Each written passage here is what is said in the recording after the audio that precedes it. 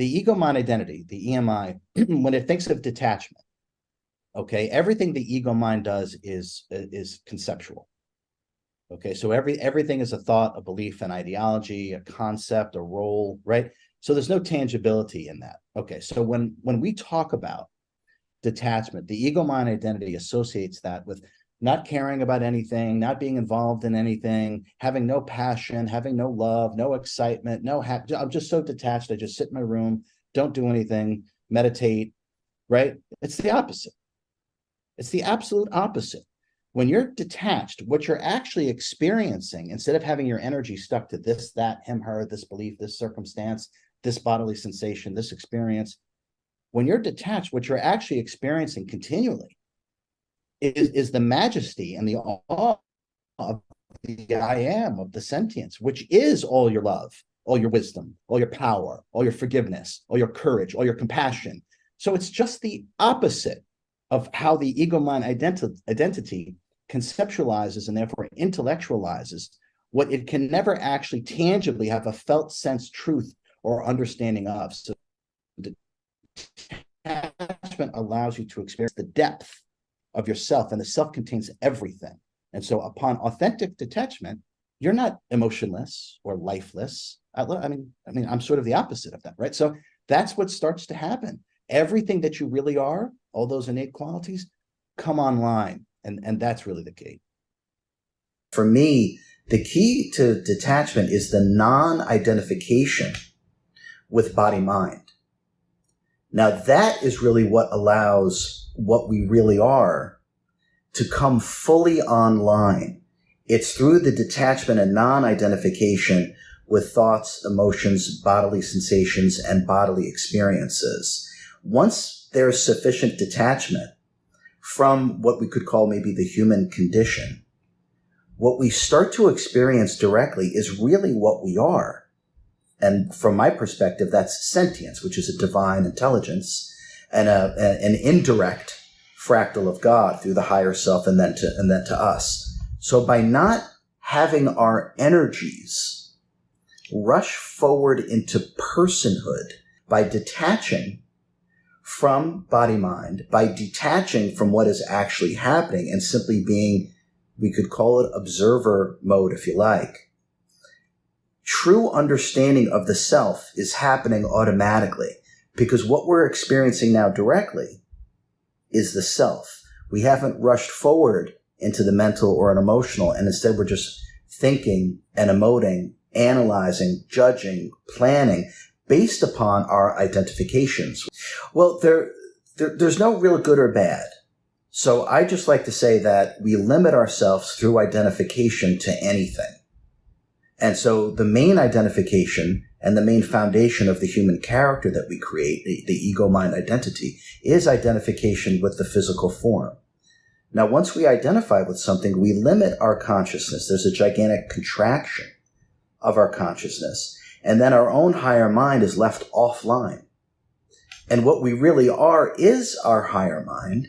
And it's our higher mind that is what's behind the ability to perceive, the ability to understand. It's actually the activities of the higher mind that imbues the intellect, that imbues what it is that we perceive. So to transcend the limitations of the human experience, that doesn't mean to shun it, but to transcend it and go beyond it while it's simultaneously occurring. Detachment is really the key in order to do that. One of the struggles that we have, all human beings have, is the ability to be present or quiet the monkey mind, right? Thinking. Okay. And I understand why. We're inundated with stimulus and that we're in a reactionary state to reacting to everything that we see based upon our identifications.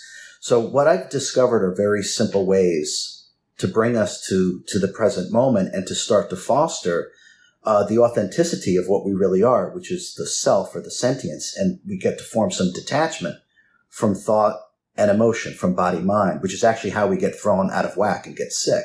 So one of the things that we can do, as silly as it sounds, but it's very effective, if we just pretend that we're two eyes floating in space, with no brain attached.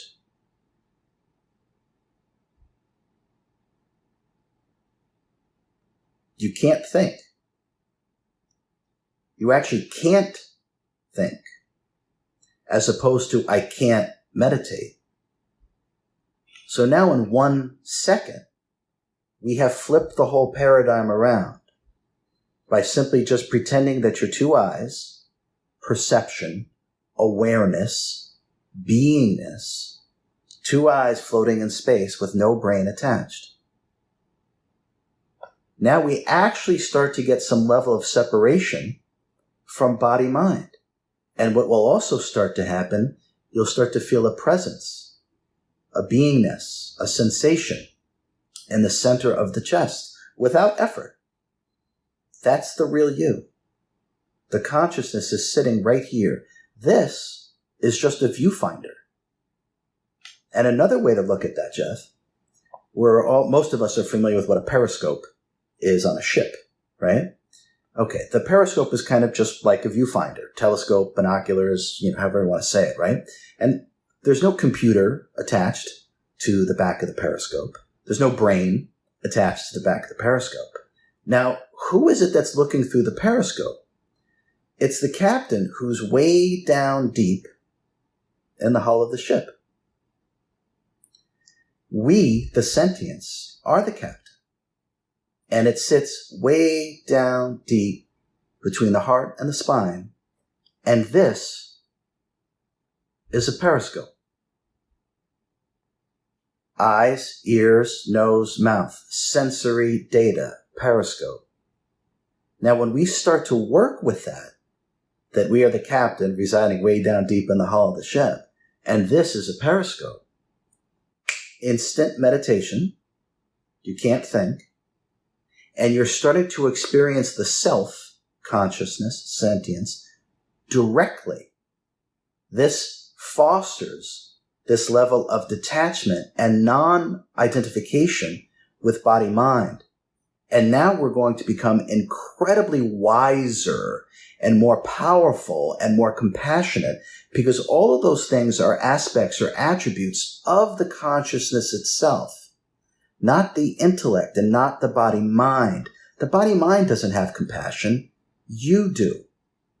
What you really are has compassion and wisdom. And so it's through detachment or through some of these silly little, what I call magic tricks, real magic tricks, because it moves the energy automatically, we start to have these experiences. And the more that we foster these experiences, the more peaceful, the more loving, the more wise we actually become, because we're experiencing it directly. Through practice, you'll start to realize, and this only happens but we get good at what we practice, right? So the more that we practice, we could call it meditation or detachment, the more we realize that what is really occupying in here has nothing to do with body-mind. It's what gives birth to the body-mind. We slide into this body and we slide out of this body. No one takes the body with them. No one is actually the body-mind. And it's only through our own lack of detachment from it do we never come to this realization. All fear and all anxiety leaves you when you start to reside as the self that is whole and complete. There's no more worry. There's no more worry about death. Right? So all the huge effort and trying is because we're trying to be something that we're not, our ego-mind identity. We're so used to efforting and trying all the time. Well, a dog doesn't have to try to be a dog. It's a dog. You don't have to try to be yourself. You are yourself. All the effort is in trying to be something that you're not, which is the character that we've created and the story that we've created through identification with thoughts, emotions, bodily sensations, and bodily experiences. So it becomes impossible to live up to something that you're not. So these new magic tricks have nothing to do with effort. In fact, it's actually literally the polar opposite.